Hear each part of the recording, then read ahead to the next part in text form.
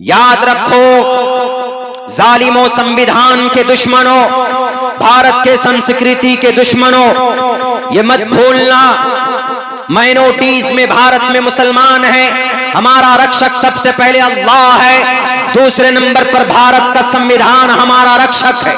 अगर हमने अपनी बहन बेटियों को कवर अप किया है तो कवर अप करने का फरमान सिर्फ कुरान में नहीं, भारत के संविधान ने हमें दिया।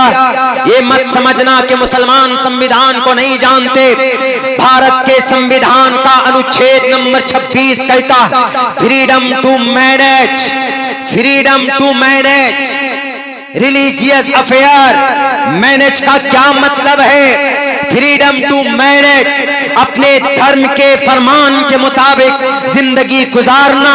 भारत का Indian constitution article number 26 provides all citizen are living in India and we are living in India. Our my sister and my mother, all Indian women girl, सब के सब भारत के हमारे सिटीजन हैं। इनको भारत के संविधान का आर्टिकल नंबर 26 इनको इजाजत देता। भारत का संविधान में हमें पर्दे में रहने की इजाजत देता है। तुम्हारे इन बेलगाम घोड़ों के दौड़ने से, तुम्हारे इन पागल कुत्तों के भौंकने से हम अपने अल्लाह तबारक व तआला के फरमान के मुताबिक अपने आप को हम नहीं हाथ पे हाथ धरकर बिठा सकते। याद रखो, हम तुम्हारे भौंकने से डरते नहीं। हमारे इन बहनों के खून के अंदर सुमैया का खून दौड़ता है, हमारे इन माओं के रगों के अंदर जुनैरा का खून दौड़ता है, हमारे इन माओं के दिलो दिमाग के अंदर मोहब्बत है तो हजरत खौला का मोहब्बत है, हजरत आसिया का मोहब्बत है। जब फिरौन जालिम के जुल्म का सामना किया तो भगवाधारी लोगों याद रखना, जब उस वक्त फिरौन आया था तो अल्लाह ने हजरत मूसा को भेजा था, जब जुनैरा को भेजा था, जुनैरा पर जुल्म हुआ था, हजरत सुमैया पर जुल्म हुआ था तो खालिद बिन वलीद को भेजा था। आज अगर तुमने कर्नाटका के अंदर अगर मुस्कान बिनते मोहम्मद अल हुसैनी के ऊपर जुल्म तशद्दुद किया है तो भारत का संविधान हमारा हक बनकर हमारी रक्षा करेगा, भारत का जुडिशरी हमारा ढाल बनकर हमारी हिफाजत करेगा। और हिंदुस्तान के भगवाधारी लोगों, हिंदुस्तान के हिंदुत्व एजेंडे पर अमल करने वालों, you are not able to success in this world in India. Bharat में तुम कामयाब नहीं हो सकते, इसलिए कि शराब का नशा जब तक तुम में है तो उस वक्त तुम पागल कुत्तों की तरह भारत माता की जय, जय श्री राम के नारे लगाते हो तो वह अल्लाह तबारक व तआला ताकतवर है, तुम जालिमों को नेस्त नाबूद करेगा इंशाअल्लाह। तुमसे पहले जालिमों का खात्मा हुआ, तुम्हारा भी खात्मा होगा, क्योंकि तुम मुल्क को खत्म करना चाहते हो, मुल्क की सालमियत को खत्म करना चाहते हो। उठाओ ना भारत के संविधान का article number 14, article number 14 provides to cover up. Bharat के संविधान का आर्टिकल नंबर 14 परमिशन देता, आर्टिकल नंबर 25 परमिशन देता, आर्टिकल नंबर 26 परमिशन देता, आर्टिकल नंबर 28 परमिशन देता, आर्टिकल नंबर 27 परमिशन देता, आर्टिकल नंबर 30 परमिशन देता। किस किस को मिटाओगे?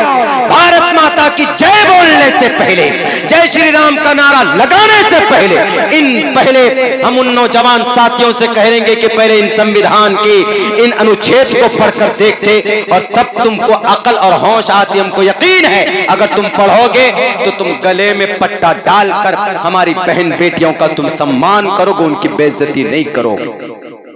ये सिर्फ हम और आप सब जानते हैं, it is only the particular purpose, खास मकसद के लिए यह काम किया गया। ईश्वर की भक्ति करो ना। समम कायश्रु गिरीवाधारयन्न चलम स्थिरः, इधर उधर मत देखो। समम काय शिरो ग्रीवा, बिल्कुल न्यू मैसेज, बिल्कुल नई मंत्र है ये, एक दो रोज के अंदर ही मेरी तहकीक में आई। समम काय शिरो ग्रीवा धारयन्न चलम स्थिरः।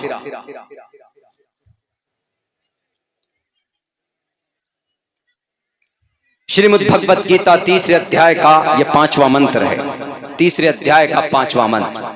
किसी यूट्यूब से निकाला हुआ नहीं, हमारा अपना पर्सनल रिसर्च किया हुआ है अल्हम्दुलिल्लाह। समम काय शिरो गिरीवा धारयन्न चलम, इधर उधर मत देखो कि बेटी पर्दे में अगर आती है तो उनका सम्मान करो, फूंको मत।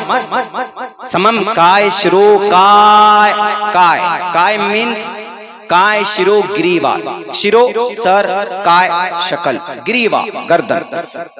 समम काय शिरो ग्रीवा धारयन्न चलम, ध्यान से सामने रखकर ईश्वर की ही भक्ति करो, किसी और की बात मत सुनो। संप्रेक्ष नासिकाम गरा, अपने नाक के सीध देखो, अपने नाक के सीध। ये फरमान है वही जो कुरान में अल्लाह के नबी के हदीस में नमाज के लिए है कि जब तुम नमाज पढ़ते हो तो इधर उधर मत देखो, सजदा करते हो तो सजदे की जगह देखो, सजदा करते हो तो नाक पे देखो, रुकू करते हैं तो सजदे की जगह पे देखो, अपने अंगूठे पे देखो। This is a Farman in Quran and हदीस। संप्रेक्ष नासिकाम गरा, दिशस चानवलोकन्या, दिशस भटको मत। वो हमारे नौजवान भटक गए। क्या कहा कि अगर समाज की बेटी अगर बुर्के में आती है, समाज की बेटी अगर बुर्के में आती है तो नौजवानों तुम लोग भी गेरवे रंग का कपड़ा पट्टा डाल कर आओ, कोई हर्ज नहीं। आप गेरवे क्या, आप लाल पीला नीला काला कपड़ा पहन कर आ जाए, I don't have any objection, हमें कोई दिक्कत परेशानी नहीं है। हम बुर्के में हैं तो बुर्के में बच्चियां क्या होती है, उनकी इज्जत महफूज होती है। अल्लाह का कुरान का फरमान है साफ लफ्जों में, कुल लिल मुमिनात से to the believing women that they should lower their gaze in God but it's self apparent, खुद से जो जाहिर हो जाए, शक्ल है अपने आप जाहिर हो जाती है, कभी हाथ है, कलाई है, पैर है, नॉट अलाउड, फोर्स नहीं कर सकते, जाहिर हो जाए कोई बात नहीं, बट द ऑल बॉडी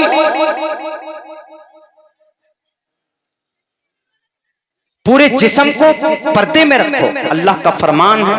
और अल्लाह के फरमान के साथ साथ क्या कहा, मानना पड़ेगा कुरान के फरमान को, नहीं मानोगे और यानियत होगी। बेटियां कॉलेजेस में जाएंगी, बाल खुले होंगे, पार्ट्स ऑफ बॉडीज चमक रहे होंगे, आज़ाए जवारे सर से पैर तक नौजवान तकते रहेंगे, किताबों में क्या दिमाग लगाएंगे। वो समाज की कॉलेजेस के अंदर जो जीन्स पैंट पहनकर, भड़कीले लिबास पहनकर बेटियां जब बैठेंगी तो हमारे नौजवानों का दिमाग आज के डेट में वो जो शराब पीकर और जो ड्रग्स लेकर जाते हैं स्कूल में, उसका दिमाग फिर किताब में नहीं होगा, फिर उसका दिमाग माइंड शार्प नहीं होगा।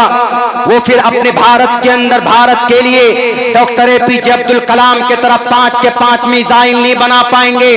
भारत में सबसे पहले मिसाइल का नाम क्या है, दूसरे नंबर का मिसाइल कौन बनाया, तीसरे नंबर का मिसाइल कौन बनाया, चौथे नंबर का मिसाइल कौन बनाया।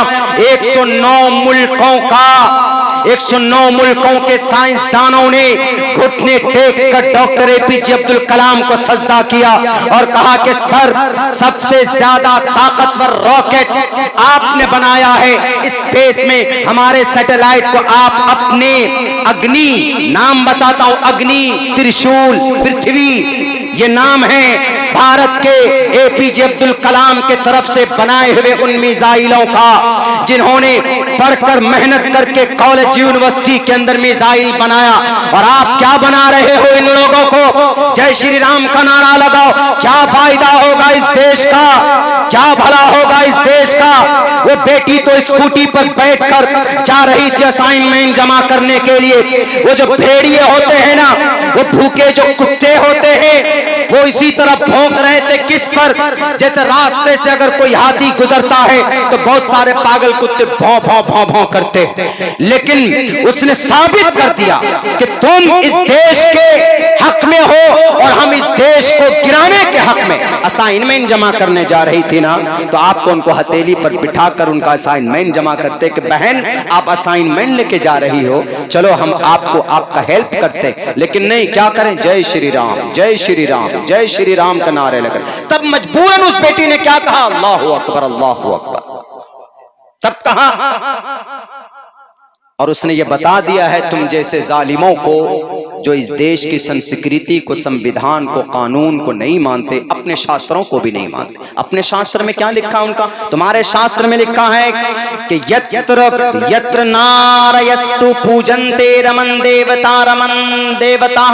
गंगा प्रसाद ने इसके ऊपर टिप्पणी की, यत्र नारयस्तु, जिस घर में यत्र नारीयस्तु, नारी औरत, लड़की, वुमन की पूजा होती है, सम्मान होता है, उस घर के अंदर ईश्वर आते हैं। औरत खुशी होगी, खुश रहेंगी जिस घर में, उसका सम्मान होगा। यहाँ घर से मतलब हमारा भारत ये घर है। हिंदू की बेटी हो कि मुसलमान की बेटी हो, कोई भी बेटी हो तो उसका सम्मान होगा।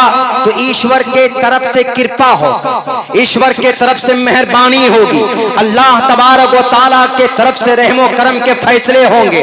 लेकिन अगर भेड़ियों के तरह उनके पीछे फिल पड़ेंगे और असाइनमेंट जमा करने के लिए वो बेटी जाएगी, आप चीखोगे, चिल्लाओगे, तो ईश्वर भी नाराज और भारत की तरक्की के अंदर भी रुकावट पैदा हो जाएगा। मेरे भाइयों, मेरे समाज के नौजवानों और मेरी समाज की बेटियों, हमारी समाज की जितनी भी बहन बेटियां हैं जो बेपर्दा होती, आपको जरूरत है वही कर्नाटका की इस बेटी और इन जैसी उन तमाम बेटियों के इस फैसले से डरी नहीं किसी से। वो उसने साफ कहा, हम डरते हैं तो अल्लाह से डरते। जैसे मक्का के चौराहे पर कहा था सुमैया ने अबू जहल को, हम डरते हैं तो अल्लाह से डरते हैं। तुम्हारी इन बातिल ताकतों से, तुम्हारे इन गेरवे रंग के गुंडों से, तुम्हारे देश के संविधान के लुटेरों से हम नहीं डरते। जैसा उन्होंने कहा था वैसा ही आज की उस मुस्कान बेटी ने, समाज की इस बेटी ने, इस धरती की इस बेटी ने कहा, साबित कर दिया, हम तुमसे नहीं डरते, डरते हैं तो अल्लाह से डरते। वल्लाहु अहqqu अन तख़शौ। मेरे समाज की बेटियों, पर्दे में आने की जरूरत है। वो लोग नहीं जानते हैं, अपने ग्रंथों को भी नहीं जानते। ईश्वर ने कहा कि ध्यान से ध्यान लगाओ। समम काय शिरो गिरीवा धारयन्न चलम, तुम्हारा काय शिरो गिरीवा, काय शिरो, शिरो मतलब दिमाग, काय मतलब शकल, गिरीवा गर्दन, काय शिरो गिरीवा धारयन्न चलम, ध्यान दो। स्थिरा, स्थिरा मतलब शांति, स्थिरता दो। चीखो चिल्लाओ मत। क्लास में घुस गए जनाब, वो लोग नौजवान लोग सारे के सारे तोड़ फोड़ करने लगे। टीचर पढ़ाने लगी तो टीचर को डिस्टर्ब करने लगे।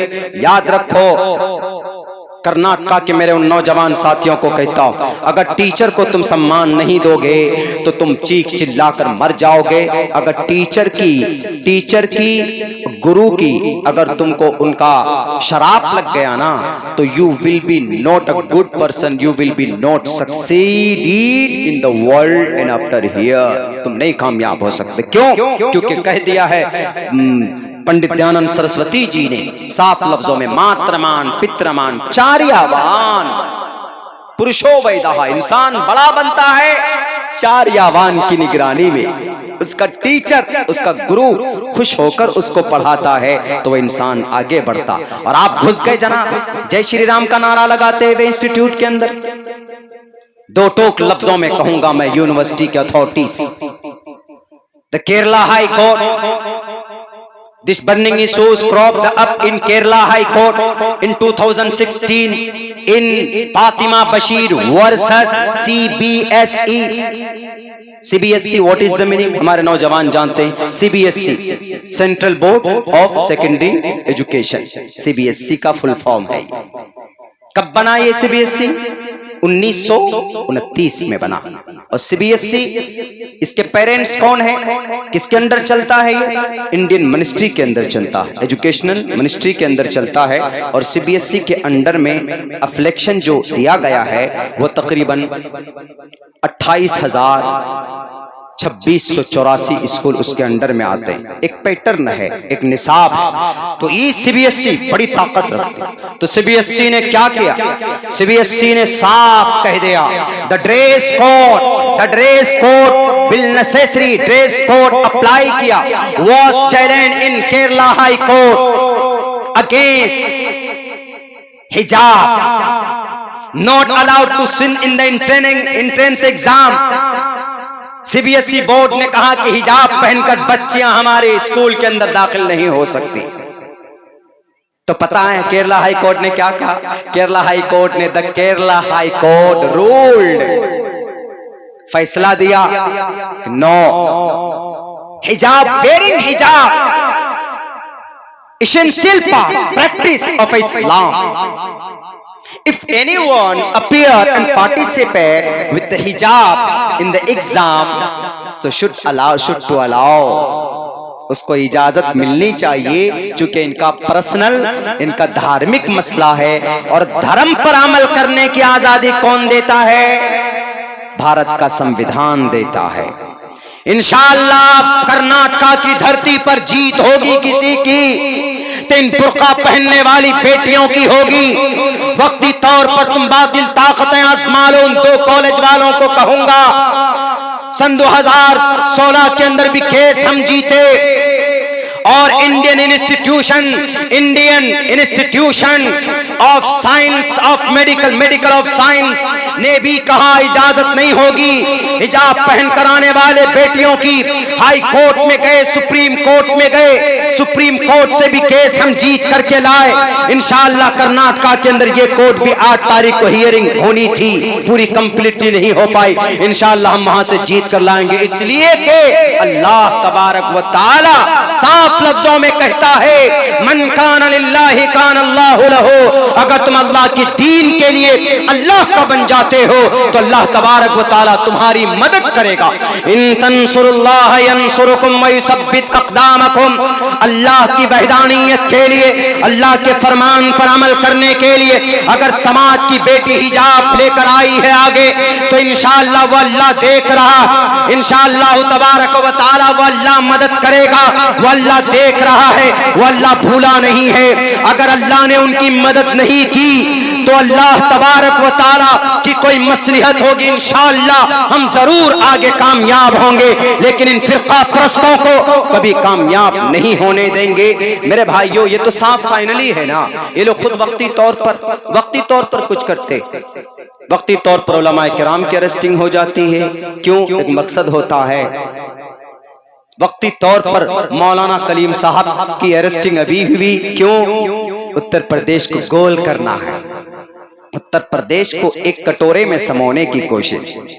और वो जनाब एक जितेंद्र त्यागी जी भी आए ना, उनको भी